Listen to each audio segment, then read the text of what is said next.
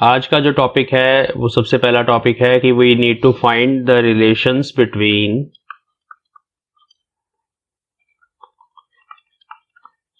velocities in center of mass and lab systems during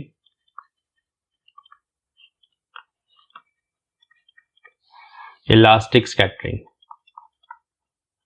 अभी तक elastic scattering ही चल रहा है, बट अभी हमें सेंटर ऑफ मास और लैब सिस्टम की जो वेलोसिटीज हैं उनमें रिलेशन फाइंड करनी है। ठीक है, देखिए अगर ये हम लिखें v1 dash is equal to u1 dash and v2 dash is equal to u2 dash, तो ये भी तो एक रिलेशन है, but this is the relation between the velocities in centre of mass system only. This is the velocity of the first body after collision. This is the speed बोलेंगे. This is the speed of the body. This is the speed of the first body after collision. This is the speed of the first body before collision. So speeds are equal when we observe the collision from the center of mass system. But we need to find the relation of v1 dash with u1 lab system की जो velocity है उसके साथ क्या relation है वो हम देखना चाहते हैं। ऐसे ही v2 dash final velocity after collision of second body, उसकी रिलेशन हमें फाइंड करनी है, यही u1 के साथ क्या है। ठीक है, तो v2 डैश और v1 डैश की u1 से रिलेशन फाइंड करनी है। ठीक है, तो let me write here to find, ये हमें लिखना है। ओके, तो let us suppose this is your equation number 1, this is equation number 2। Now you know that u1 dash is equal to Galilean transformation u1 minus v vector. ये centre of mass की velocity है, इसको हम already solve कर चुके हैं। इसको ऐसे लिखा जाता है u1 vector minus, and what is the velocity of centre of mass? It was m1 u1 divided by m1 plus m2। ठीक है, ये थी। अब जब आप एलसीएम लोगे यहाँ पे तो यहां से m1 u1 कैंसिल हो जाएगा और m2 u1 बचेगा। ठीक है, m2 u1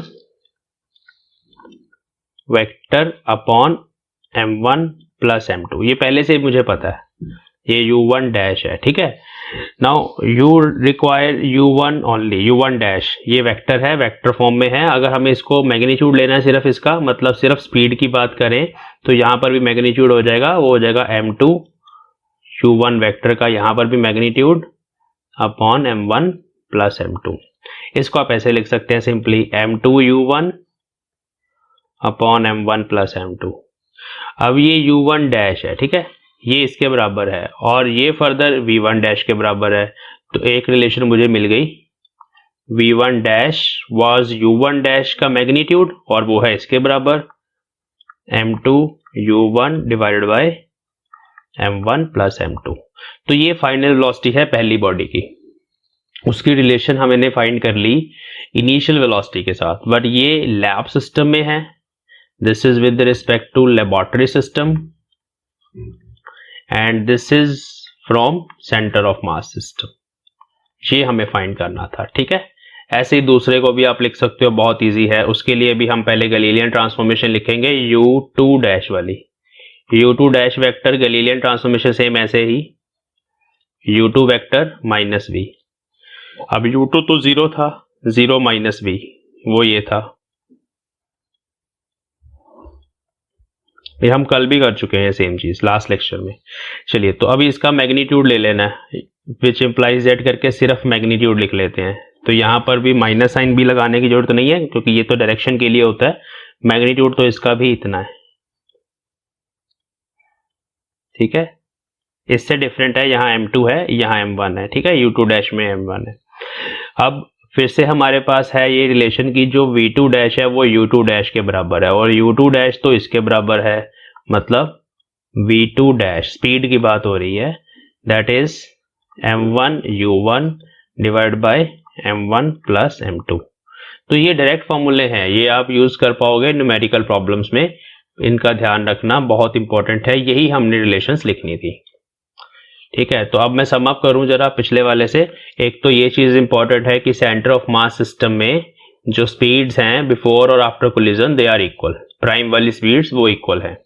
और वो वाली जो स्पीड्स हैं अगर आप लैब सिस्टम के विद रिस्पेक्ट टू लिखना चाहते हो फाइनल वेलोसिटीज, फाइनल लिख दो चाहे इनिशियल, बात तो वही है ना, इनिशियल भी तो फाइनल के बराबर है, एक ही बात हुई ना फिर। तो यहाँ मैं फिर लिख ही देता हूँ कि u1 डैश भी इसी के बराबर है, क्योंकि ये तो पहले ही बराबर है। यहाँ भी लिख देते हैं हम कि u2 डैश भी इसी के बराबर है। तो u1 dash v1 dash before after is equal to this with respect to this expression with respect to lab system. Speed की बात हो रही है, नॉट ऑफ वेलोसिटीज, उसमें डायरेक्शन भी आ जाएगी वेलोसिटी में, ठीक है। स्पीड की बात हो रही है, स्पीड्स इक्वल होती हैं, वेलोसिटीज नहीं इक्वल होती, क्योंकि डायरेक्शन तो डिफरेंट हो सकती है। ऐसे ही u2 dash is equal to v2 dash from center of mass system, but with respect to laboratory system this is also equal to m1 u1 upon m1 plus m2, ठीक है। अब बच्चों इसको याद कैसे रखें? The thing is how to remember these two relations। बहुत आसान है, देखिए u1 upon m1 plus m2, u1 upon m1 plus m2 is common, but when you are writing about the velocity of first body तब mass second का आएगा, inverse ratio of masses में, क्योंकि ये डिवाइड होती है। ऐसे ही जब आप सेकंड बॉडी की वेलोसिटी लिख रहे हो तो मास फर्स्ट का आएगा, ठीक है। v2 डैश लिखोगे, ये वाला फैक्टर कॉमन है, u1 upon m1 plus m2 is common in both of these expressions, but ये याद रखना है 2 के सामने m1 और 1 के सामने m2। तो ये एक रिलेशन हमारे पास आ गई, ठीक है, okay. Now we will find the relations for relative velocities. Let us now find relative velocities of colliding particles।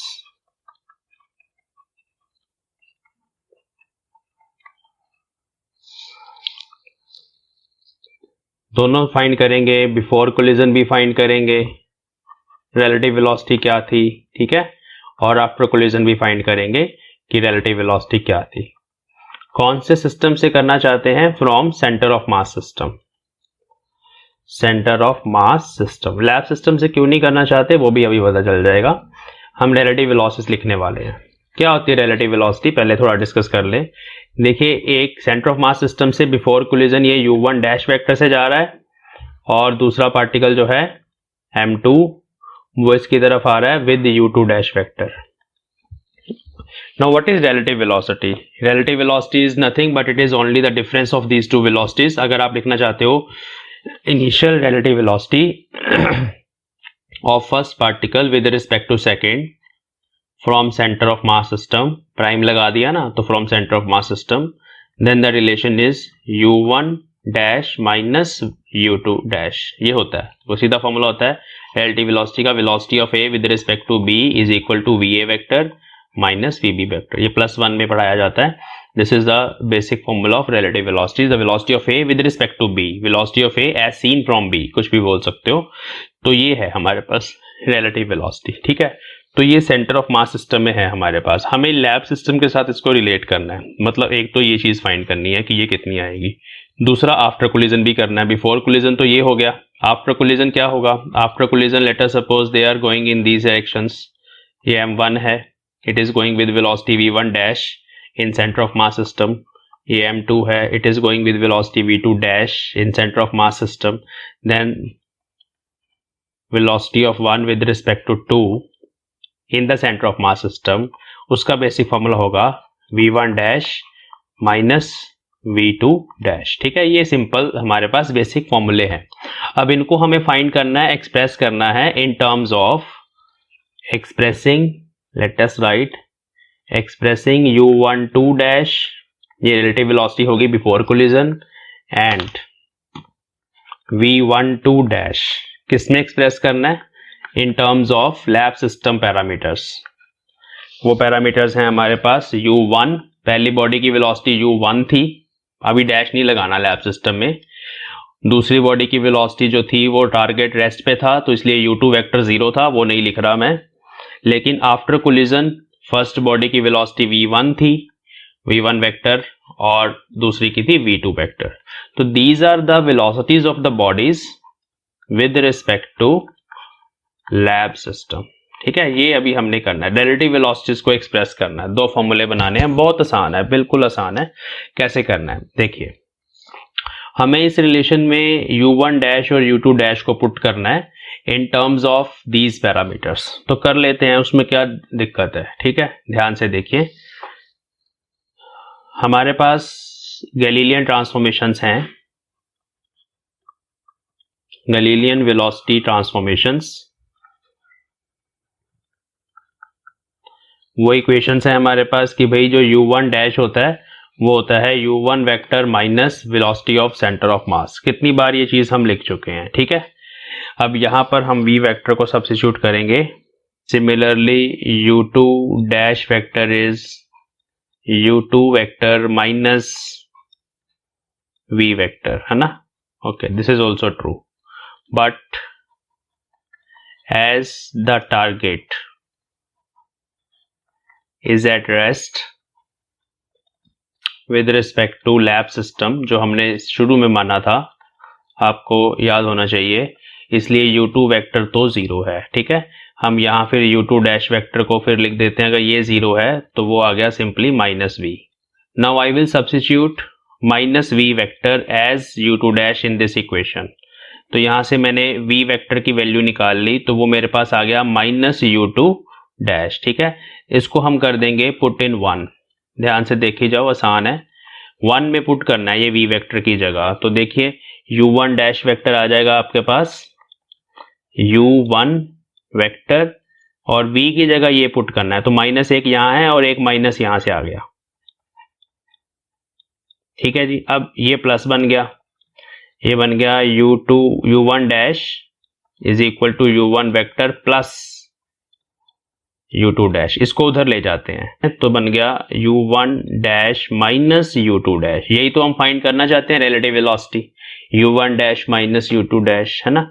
तो वो किसके बराबर है, that is equal to u1 vector. तो this is the first relation कि हमने रिलेटिव वेलोसिटी फाइंड कर ली है, और वो relative velocity simply centre of mass system से जो रिलेटिव वेलोसिटी निकल रही है of these two bodies before collisions, this is equal to the u1 vector. What is u1 vector? u1 vector is the initial velocity with respect to lab system, और ये दोनों की velocities हैं with respect to centre of mass system. तो this is important.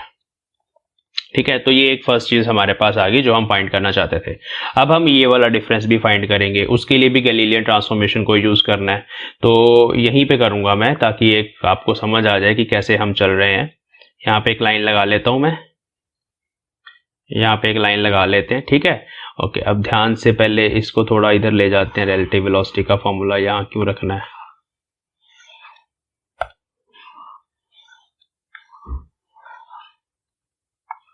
इस फॉर्मूले को ना मैं यहां रख देता हूं, ताकि वो रिलेटिव वेलोसिटी का बेसिक फॉर्मूला यहां पर है हमारे पास। ओके, अब ये चीज बच्चों फाइंड करनी है, v1 dash minus v2 dash vector. ठीक है, तो उसके लिए अगेन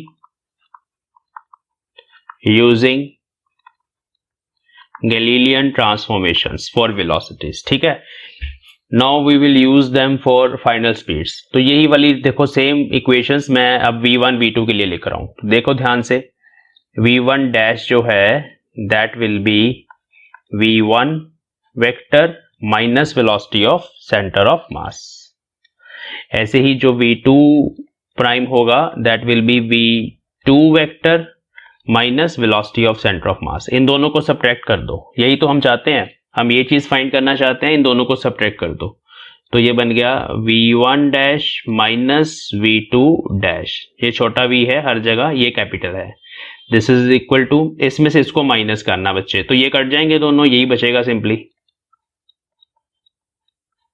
ठीक है, तो ये हमारे पास सेकंड आंसर आ गया। मतलब the relative velocity of first body with respect to second in centre of mass system is equal to relative velocity of first body with respect to second in lab system. ठीक है, ये दोनों की relative velocities जो हैं वो equal हैं centre of mass system से और लैब सिस्टम से, दोनों बराबर है after collision. Before collision centre of mass system से जो वेलोसिटी आप लिख रहे हो रिलेटिव वेलोसिटी, वो लैब सिस्टम की जो रिलेटिव वेलोसिटी है उसके बराबर ही है। ये उसके बराबर ही है, इसमें u2 जीरो था ना इसलिए ऐसा लग रहा है। अगर u2 जीरो ना हो तो यहाँ पर वो टर्म आ जाए u2 वेक्टर, इसमें से माइनस हो जाए। ठीक है, तो अब मैं एक नोट लिखूंगा जो कंक्लूजन आया मेरे pass on the next sheet. Conclusion बहुत इंपॉर्टेंट होते हैं, उसी के ऊपर बेस्ड क्वेश्चन बनते हैं। तो therefore we can conclude the relative velocity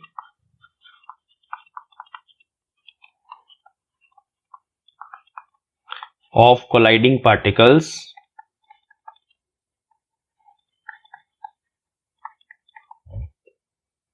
before collision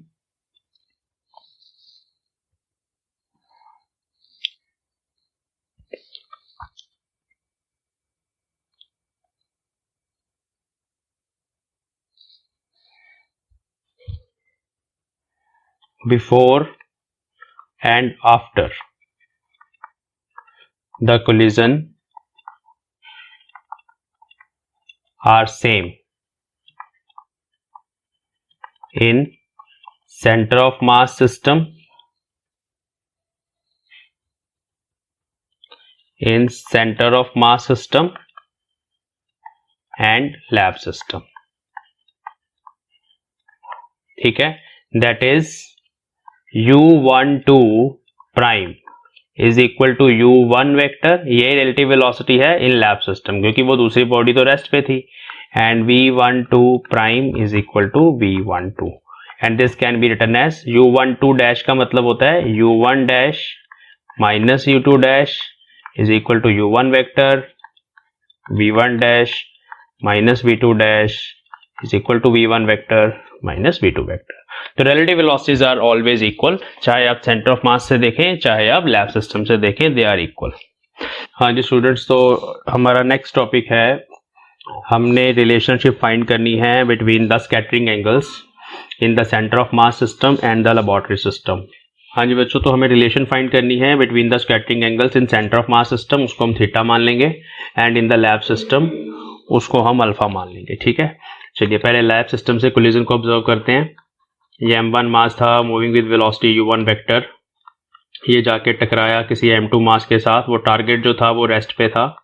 lab systems में इसकी वेलोसिटी जो है u2 vector that will B 0, ये टकराया, टकराने के बाद किसी डायरेक्शन में चला गया m1 मास, इसकी वेलोसिटी होगी v1 वेक्टर, v1 वेक्टर का angle with the angle of direction of incidence उसको हमने मानना है alpha, this is the angle of scattering in the lab system. ठीक है, ऑब्वियसली m2 भी चलो किसी डायरेक्शन में गया होगा, मान लो m2 इस डायरेक्शन में गया है तो उसका एंगल, ये वाला जो एंगल होता है वो एंगल ऑफ रिकॉइलिंग होता है, उसको बीटा मान लेते हैं, बट अभी हम उसकी बात नहीं करने वाले। ये v2 वेलोसिटी से इस डायरेक्शन में चला गया, that angle is called angle of recoiling, beta angle. अब सेम चीज को हम जब सेंटर ऑफ मास सिस्टम से ऑब्जर्व करेंगे तो क्या होगा, from centre of mass system, same चीज में बना के दिखा रहा हूं आपको। उसमें क्या है कि जो सेंटर ऑफ मास है वो स्टेशनरी है, एक पार्टिकल जो है वो इस डायरेक्शन से आ रहा है m1, it is moving with velocity u1 dash, दूसरा पार्टिकल यहां से आ रहा है m2, वैसे वो रेस्ट पे था बट सेंटर ऑफ मास से देख रहे हैं तो इधर आ रहा है with velocity u2 dash. After collision ये पार्टिकल चला गया, टकरा के स्कैटर हो गया किसी दूसरी डायरेक्शन में, m1 इधर चला गया, and this angle is angle of scattering and this is angle theta. ठीक है, तो सेंटर ऑफ मास से हमने थीटा माना उसको, और ये वाला पार्टिकल किसी डायरेक्शन में चला गया उसके ऑपोजिट जाएगा, हम प्रूव कर चुके हैं मोमेंटम उनके ऑपोजिट होते हैं, तो m2 इधर आ गया, m2 की वेलोसिटी v2 डैश है, आफ्टर कोलिजन m1 की v1 डैश है, ये ऑलरेडी हम चीजें कर चुके हैं। अब हम इस चीज को रिप्रेजेंट करेंगे with the help of A diagram. Alpha और थीटा कैसे बनेंगे ध्यान से देखना। देखिए बच्चों, यहाँ पर जब ये पार्टिकल इस तरफ मूव कर रहा था, ये पार्टिकल इस तरफ मूव कर रहा था, centre of mass was at rest. ठीक है, इस सिचुएशन में जब ये पार्टिकल इधर मूव कर रहा था, then centre of mass was also moving, centre of mass की जो वेलोसिटी थी वो इस डायरेक्शन में थी। ठीक है, क्योंकि ये पार्टिकल मूव कर रहा है ना, हम बाहर से देख रहे हैं, तो सेंटर ऑफ मास एक वेलोसिटी कैपिटल V से जा रहा होता है इस डायरेक्शन में, तो उस सेंटर ऑफ मास की वेलोसिटी वाले वेक्टर को मैं यहां ड्रॉ कर लेता हूं, this is capital V vector, velocity of centre of मास। इसी डायरेक्शन के साथ ये अल्फा एंगल बना हुआ है ना, ये V वेक्टर की डायरेक्शन है, इसी के साथ अल्फा एंगल बना हुआ है V1 का, वो भी मैं शो कर देता हूं। ये मैंने दूसरी वेलोसिटी बना दी, स्कैटर्ड पार्टिकल की वेलोसिटी V1 वेक्टर, और उसका एंगल V के साथ, ये V की डायरेक्शन है, ये उसकी डायरेक्शन है V1 की, उनमें एंगल अल्फा है तो ये एंगल अल्फा हो गया।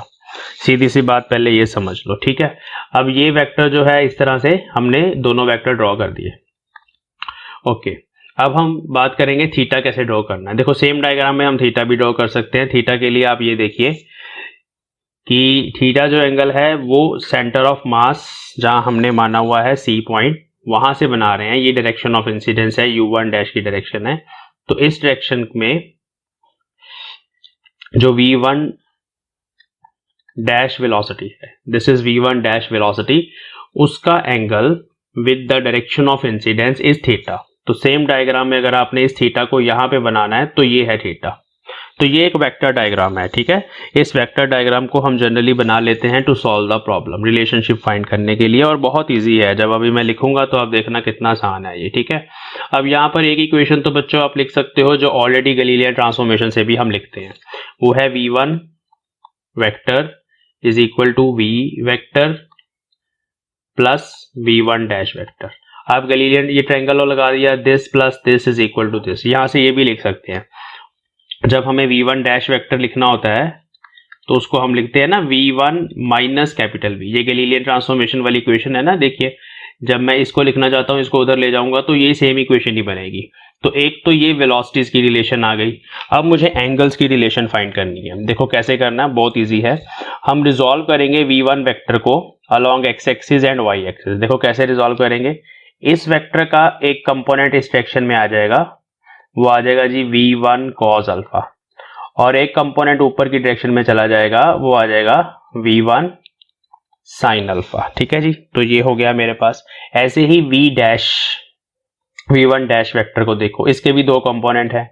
एक कंपोनेंट इसका इसी डायरेक्शन में आएगा, वो होगा v1 डैश cos थीटा, और इसका दूसरा कंपोनेंट इस डायरेक्शन में होगा, वो होगा v1 डैश साइन थीटा, है ना। जस्ट एक वेक्टर को जैसे हम रिजॉल्व करते हैं। अब हमारे पास एक्स एक्सिस के अलोंग जो वेलोसिटीज हैं, आप उनको इक्वेट कर सकते हो। कैसे, देखिए यहां पे ध्यान से। तो resolving v1 vector and v1 dash vector into rectangular components,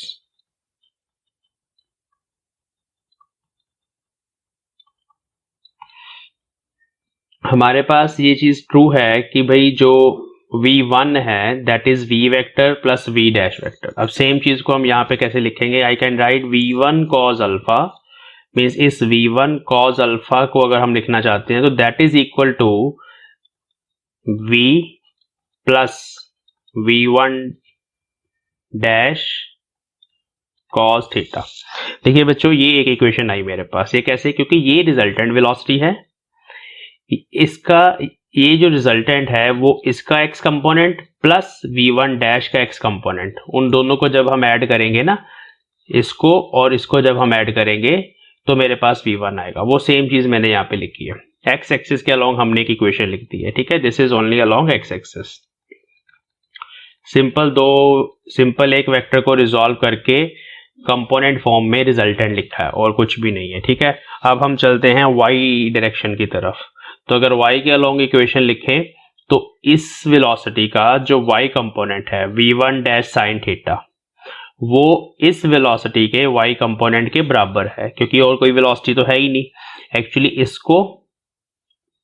इसके दो कंपोनेंट्स हैं x और y। x कंपोनेंट इधर ऐड हो गया, y कंपोनेंट इसके y के बराबर है। तो y एक्सिस के अलोंग अगर लिखना है तो v1 sine alpha is equal to v1 dash sine theta. ये दूसरी इक्वेशन आ गई अलोंग y एक्सिस। तो सबसे पहले हमने ये दो डायग्राम बनाए, डायग्राम 1 डायग्राम 2। इन दोनों डायग्राम से हमने देखा कि v वेक्टर और अल्फा, v वेक्टर और v1 वेक्टर जो हैं उनमें एंगल अल्फा मान लिया, यहां से शो किया, यहां बनाया। फिर दूसरा डायग्राम बनाया, उसमें हमने देखा कि भाई ये इंसिडेंस डायरेक्शन जो थी और v1 डैश जो है उनमें थीटा एंगल है, तो ये v1 डैश और थीटा मान लिया। फिर ट्रायंगल लगा के ये इक्वेशन लिख ली, और उसके बाद कंपोनेंट्स अलग अलग कर दिए। अब करना क्या है, करना ये है कि हमें अल्फा और थीटा में रिलेशन फाइंड करनी है, और कुछ नहीं करना। इन दोनों को डिवाइड कर देते हैं। दोनों को डिवाइड करने से v1 कट जाएगा। Dividing above two equations, sine alpha वाली इक्वेशन ऊपर रखेंगे, कॉस अल्फा वाली नीचे रखेंगे, तो बन जाएगा tan अल्फा। नेक्स्ट यहीं पे लिख देता हूं, sine alpha by cos alpha tan alpha आ गया, ये वाला फैक्टर ऊपर आ जाएगा v1 डैश साइन थीटा, और ये फैक्टर नीचे आ जाएगा v plus v1 dash cos theta. अब आपको थीटा और अल्फा में रिलेशन मिल गई है, ठीक है, यही रिलेशन है। इसको और थोड़ा अच्छे से लिख सकते हैं, v1 डैश कॉमन ले लेते हैं ऊपर नीचे से, तो tan अल्फा हो गया v1 डैश साइन थीटा, और नीचे आ गया v upon v1 dash plus cos theta, और एक v1 डैश आपने कॉमन ले लिया जो ऊपर वाले से कट जाएगा। तो tan अल्फा का एक्सप्रेशन, फाइनल एक्सप्रेशन ये आ गया, sign theta upon cos theta plus capital V upon v1 dash. ठीक है, इस एक्सप्रेशन को बच्चों आपको याद करना है क्योंकि ये इंपॉर्टेंट फॉर्मूला है। इसमें सब चीजें आपको पता है, क्या है ये सब चीजें, मैं दोबारा से रिकॉल करवा दूं।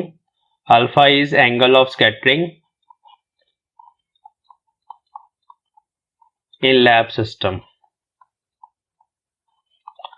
Theta is angle of scattering in center of mass system, v is velocity of center of mass, जो हम ऑलरेडी फाइंड कर चुके हैं, अभी मैं लिखूंगा v1 dash is velocity of incident particle with respect to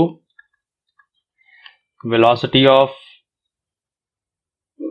incident particle तो है बट आफ्टर कोलिजन है, तो it is velocity of m1 after collision from center of mass system। why from center of mass system, याद रखना dash लगा हुआ है ना, तो वो सेंटर ऑफ मास सिस्टम के विद रिस्पेक्ट टू होती है। ये फॉर्मूले भी हम ऑलरेडी लिख चुके हैं कि जो कैपिटल V है उसका मैग्नीट्यूड जो है बच्चों that is m1 u1 upon m1 plus m2। याद रख लो बस, ये सेंटर ऑफ मास की अब वेलोसिटी कैपिटल V। और दूसरा जो v1 डैश है वो भी हम फाइंड कर चुके हैं, आप प्रीवियस क्वेश्चंस देखोगे डेरिवेशंस आपको नजर आ जाएगा, ये है m2 u1 upon m1 plus m2, तो ये है हमारे पास। ठीक है, अब हम यहाँ पे ये दोनों चीजें पुट करेंगे, तो आप देखो v बाई v1 डैश अगर कैलकुलेट करें तो ये m1 प्लस m2 और m1 प्लस m2 कैंसिल हो जाएगा, u1 से u1 कैंसिल हो जाएगा, सीधा बचेगा m1 बाई m2। तो इस m1 बाई m2 को हम इक्वेशन 1 में पुट कर देंगे, तो देखिए कितनी बढ़िया रिलेशन हमारे पास आ रही है जो सिर्फ मासेस पे डिपेंड करेगी। तो tan alpha is sine theta upon cos theta plus m1 by m2। ध्यान देंगे यहाँ पर कोई वेक्टर नहीं है, ना ही यहाँ पर कोई वेक्टर था, ये सब स्पीड्स हैं, इसीलिए मैंने यहाँ ऊपर वेक्टर नहीं लगाए, डायरेक्शन का कोई चक्कर नहीं है, हमें एंगल्स फाइंड करने हैं, तो एंगल्स फाइंड करने के लिए ये हमारे पास फाइनल रिलेशनशिप आई है। अब बच्चों इसकी फॉर्म चेंज होती रहेगी, डिपेंड करेगा m1 m2 की रेशो पे, कि m1 बड़ा है या m2 बड़ा है, उस हिसाब से हमारे पास डिफरेंट स्पेशल केसेस हैं, but the final relation is this, the relation between alpha and theta.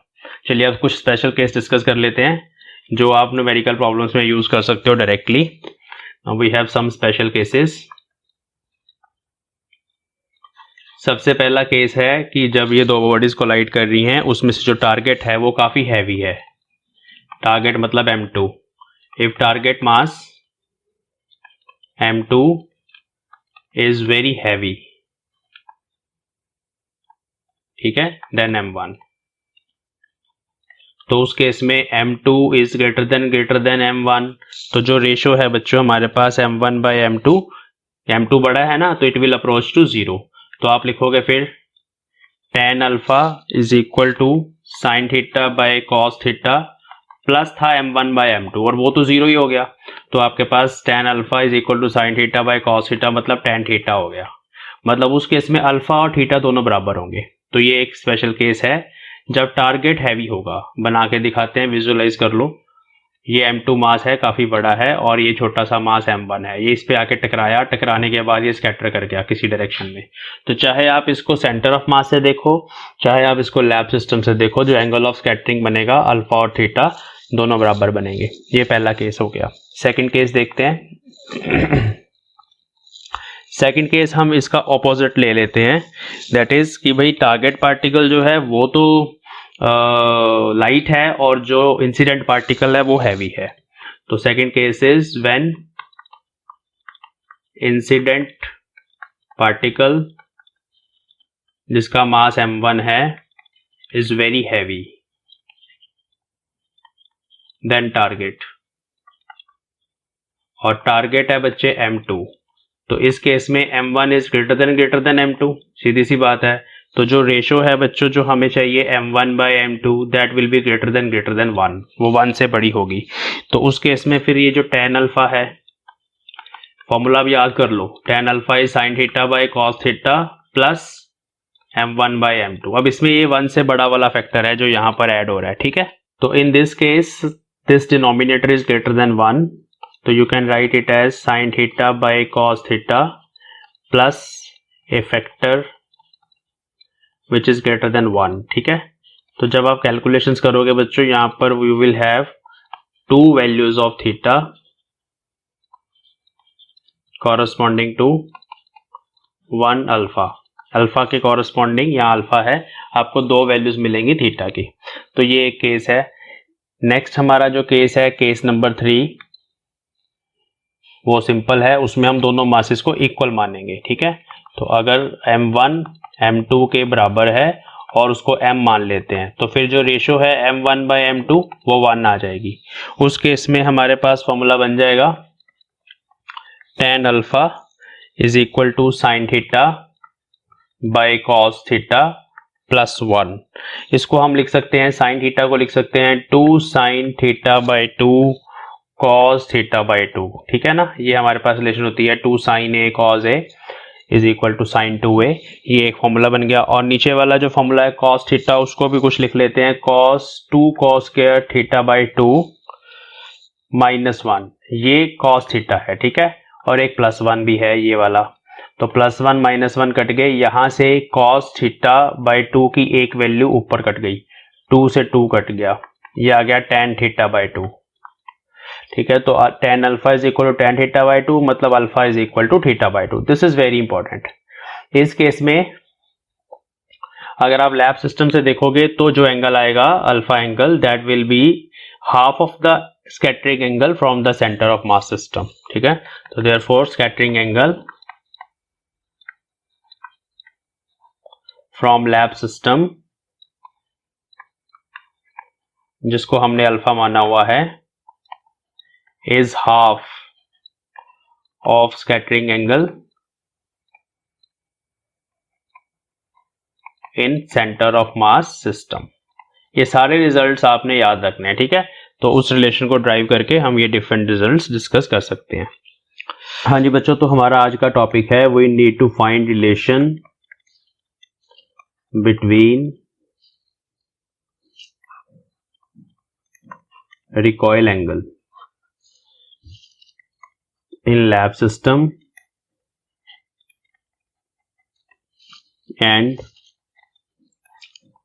scattering angle in center of mass system। पहले समझेंगे कि ये दोनों एंगल्स कौन से हैं, फिर हम रिलेशनशिप फाइंड करेंगे।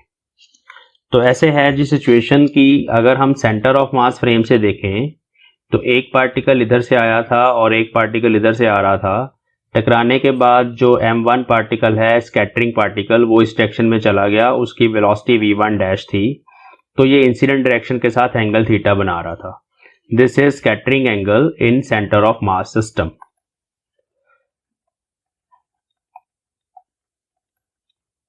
थीटा जो है ना। और दूसरा जो पार्टिकल था, ये जो m2 था, वो भी तो किसी डायरेक्शन में जाएगा ना। तो हमने ये प्रूफ किया हुआ है कि it will go opposite to m1, जिधर m1 जाएगा उसके ऑपोजिट जाएगा ये पार्टिकल। तो m2 इधर चला गया आफ्टर कोलिजन, और इसका ये जो एंगल होता है उसको हम बोलते हैं एंगल ऑफ रिकॉइलिंग, ठीक है, उसको एंगल ऑफ रिकॉइलिंग बोलते हैं। और ये एंगल अगर हम सेंटर ऑफ मास सिस्टम से देखें तो ऑब्वियसली ये 180 डिग्री माइनस थीटा होगा, है ना। इन दोनों में तो यही रिलेशन है, क्योंकि मोमेंटम कंजर्व रहता है, और हमने ये चीज प्रूव करी है कि v2 डैश और v1 dash they are always in the opposite directions, ठीक है। तो अगर ये वाला एंगल थीटा है तो ये एंगल, जिसको हम बोलेंगे एंगल ऑफ रिकॉइलिंग,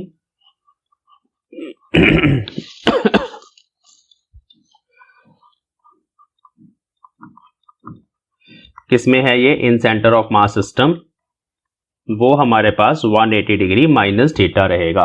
ये हमें सेंटर ऑफ मास सिस्टम से सिचुएशन को एनालाइज कर लिया। अब अगर हम लैब सिस्टम से सेम सिचुएशन बना रहे हैं तो उसमें क्या है, उसमें जो मास m2 है वो रेस्ट पे है और मास m1 इसके पास आ रहा है विद सम वेलोसिटी u1। तो ये ऐसे टकराया, इसके साथ टकराने के बाद ये वाला पार्टिकल किसी डायरेक्शन में चला गया, उसको हमने अल्फा माना। Alpha is angle of scattering in lab system.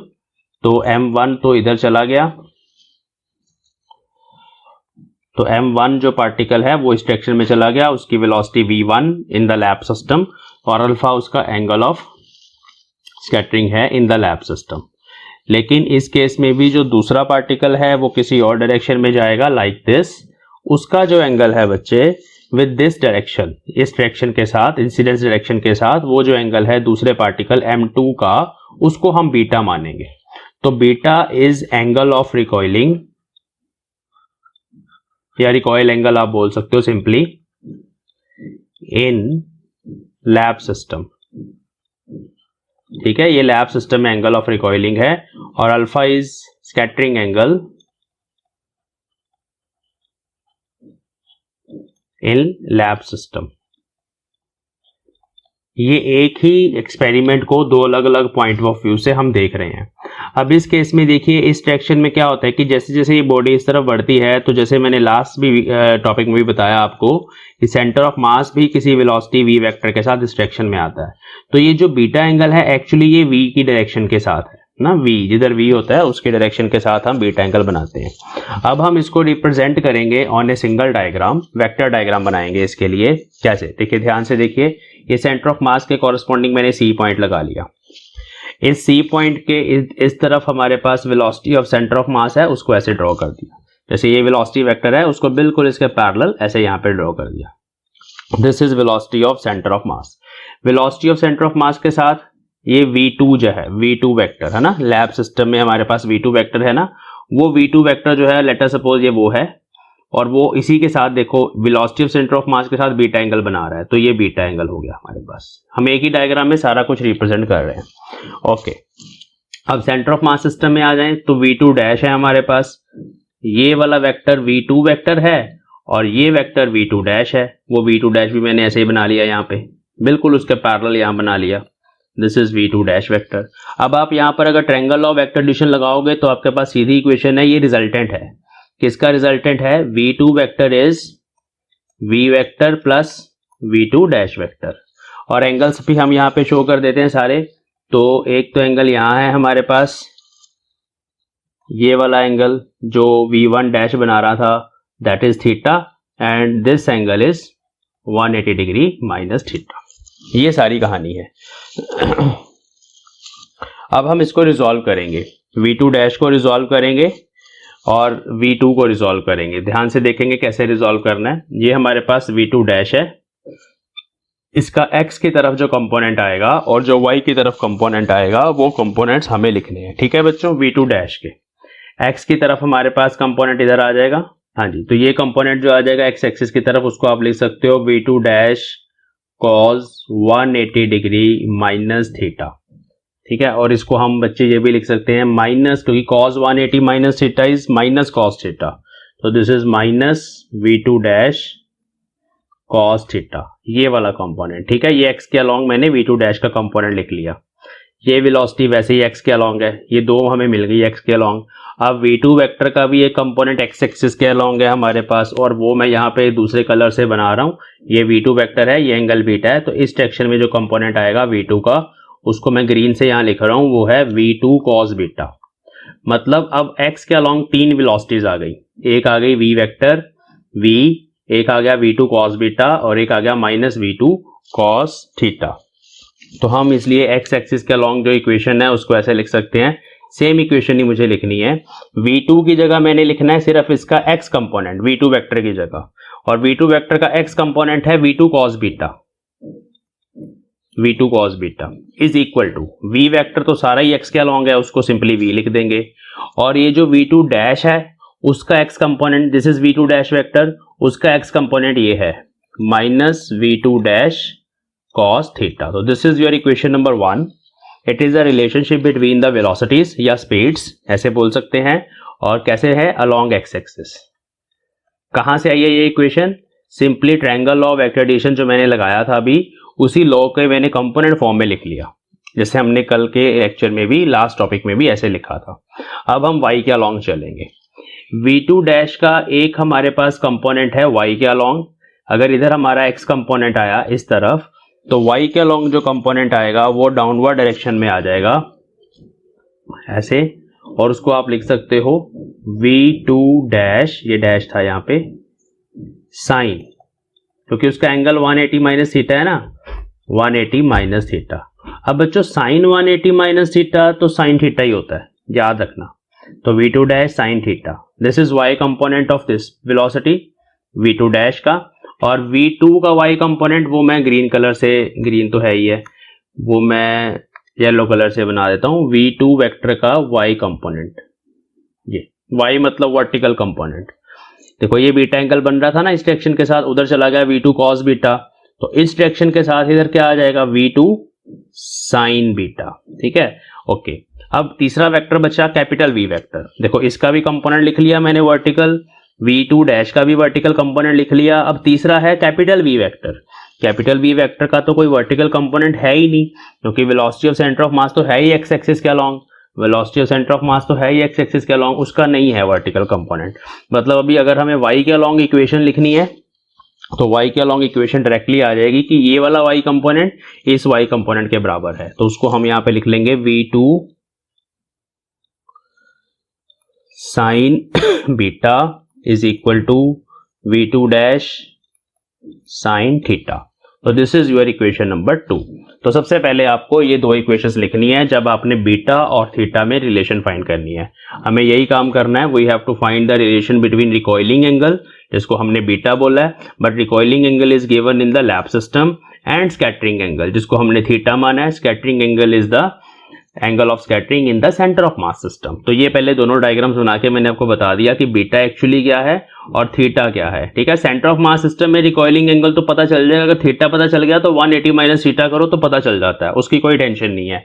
Tension है कि लैब सिस्टम में अगर बीटा लिखना है तो कैसे लिखेंगे। हमारा क्वेश्चन क्या है, हमारा क्वेश्चन है कि हमें बीटा का फॉर्मूला निकालना है कि हम अगर लैब सिस्टम में एंगल ऑफ रिकॉइलिंग फाइंड करना चाहें और हमें ये थीटा पता हो तो हम लिख लें, ठीक है। तो मैंने पहले दो डायग्राम बनाए, फिर हमने वेक्टर फॉर्म बना दी। ये डायग्राम आपको लेक्चर सुन के प्रैक्टिस करना है, जैसे जैसे मैं बना रहा हूँ वैसे वैसे आपको बनाना है, ठीक है। और ये मैंने समझाने के लिए किया है, अगर आप सिंपली इतना सा ही ड्रॉ कर देंगे, ये कंपोनेंट्स अगर आप नहीं भी ड्रॉ करेंगे, ये वाले मैं अगर डिलीट कर दूं यहाँ से, बट आपको इक्वेशंस पता है तो आपका काम हो जाएगा। चलिए अब आगे चलते हैं। ये दो इक्वेशंस हमें मिल गई हैं, अब मुझे बीटा और थीटा की रिलेशन निकालनी है। तो मैं क्या करूंगा, आपको देख के पता चल रहा होगा, डिवाइड कर देंगे दोनों इक्वेशंस को, है ना। तो tan बीटा आ जाएगा ना मेरे पास, tan बीटा, और ये ऊपर आ जाएगा कंपोनेंट और नीचे आ जाएगा। तो let us go to the next sheet. If I divide the above two equations, dividing 2 by 1, तो बच्चों हमारे पास फॉर्मूला बन जाएगा tan beta is equal to v2 dash sine theta upon capital V minus v2 dash cos theta. तो this is the formula for beta angle. अब यहां पर फिर से हम v2 डैश को कॉमन ले लेंगे नीचे से, capital V upon v2 dash minus cos theta, इसको ब्रैकेट में लिखेंगे, और v2 डैश मैंने कॉमन ले लिया है, ये ऊपर से कट गया। अब हम कैपिटल V का फॉर्मूला लिखेंगे जो हमें ऑलरेडी पता है। Here capital V is the speed of centre of मास, ये स्पीड है, वेलोसिटी नहीं है, अभी मैग्नीट्यूड है सिर्फ, m1 u1 upon m1 plus m2, ये फॉर्मूले याद कर लो। और v2 डैश भी हमने फाइंड किया हुआ है, v2 dash is m1 u1 upon m1 plus m2। ये दोनों रिलेशंस याद करनी बहुत इंपॉर्टेंट है, मैं इसको हाईलाइट कर देता हूं ताकि आप दोनों इक्वेशंस को याद रखो, जब भी हमें चाहिए हम पुट कर दें। आगे चलते हैं, इनको यहाँ पे सब्स्टिट्यूट करेंगे। पहले v बाई v2 डैश निकाल लेते हैं। v by v2 dash m1 plus m2 cut जाएगा, और आप ध्यान से देखिए तो सब कुछ ही कट जाएगा, m1 u1 भी m1 u1 से कट जाएगा, तो ये 1 आ गया हमारे पास। तो इसको यहाँ पुट कर देंगे, therefore tangent beta is equal to sine theta upon 1 minus cos theta. ये हमारे पास रिलेशन आ गई। अब इसको थोड़ा और सिंप्लीफाई करते हैं। Sine theta can be written as 2 sine theta by 2 cos theta by 2। सीधा फॉर्मूला है ना, sine 2 sine theta cos theta is equal to sine 2 theta, ये फॉर्मूला है। और नीचे 1 माइनस कॉस थीटा है ना, कॉस थीटा को हम ये लिख सकते हैं 1 minus 2 sine square theta by 2, ऐसे लिख सकते हैं। ये वाला 1 इस 1 से कैंसिल हो जाएगा, माइनस अंदर जाके प्लस हो जाएगा, 2 यहाँ कैंसिल हो जाएगा, साइन थीटा बाई 2 एक साइन थीटा बाई 2 कैंसिल हो जाएगा और answer will be cotangent theta by 2। Answer is cotangent theta by 2। इसको हम लिख सकते हैं tan beta as tangent. Cotangent को टेंजेंट में चेंज करना है तो sine tan 90 minus theta by 2। अब आप इन दोनों को कंपेयर करके लिख सकते हो कि जो बीटा एंगल है वो 90 डिग्री माइनस थीटा बाई 2 है। तो दिस इज द रिलेशन। अब आप इसको और अच्छे से लिख सकते हो, 2 एलसीएम ले लो, 2 beta is equal to 180 degree minus theta. और अगर आप बीटा निकालना चाहते हो तो भी आप इस रिलेशन से निकाल सकते हो, और अगर थीटा निकालना चाहते हो वो भी आप फाइंड कर सकते हो। तो this is the final relation, important. ठीक है, एक नोट लिख लेते हैं जो भी हमें यहां से पता चला है। वो ये है कि जो रिकॉइलिंग एंगल है, what is recoiling angle? Theta. Theta is recoiling angle, ये 180 माइनस थीटा है ना। तो जो रिलेशन है वो ये है, this is, let me write here 180 degree minus theta is recoil angle in centre of mass system. मैंने अभी आपको डायग्राम में दिखाया था। और जो बीटा है that is recoil angle in lab system. ठीक है बच्चों, तो इसका मतलब है कि जो recoil angle in centre of mass system होता है that is twice the recoil angle in lab system. वो एक स्टेटमेंट लिखेंगे क्योंकि ऐसे ही प्रूव करने के लिए आएगी। तो hence the recoil angle in centre of mass system, bracket में लिख भी देते हैं कि वो 180 डिग्री माइनस थीटा है। थीटा स्कैटरिंग एंगल है, वो हम कल कर चुके हैं find. Recoil angle in centre of mass system is equal to twice the recoil angle in lab system. Lab system में जो रिकॉइल एंगल है उसको हम बीटा से रिप्रेजेंट करते हैं। ठीक है, इसका भी एक स्पेशल केस है। इसका भी एक स्पेशल केस है बच्चे, वो है कि अगर दोनों पार्टिकल्स, इंसिडेंट और टारगेट पार्टिकल, उनका मास बराबर हो, अगर m1 m2 के बराबर हो तो क्या होगा। तो हमारे पास एक ऑलरेडी रिलेशन है कि जो अल्फा है दैट इज थीटा बाई 2।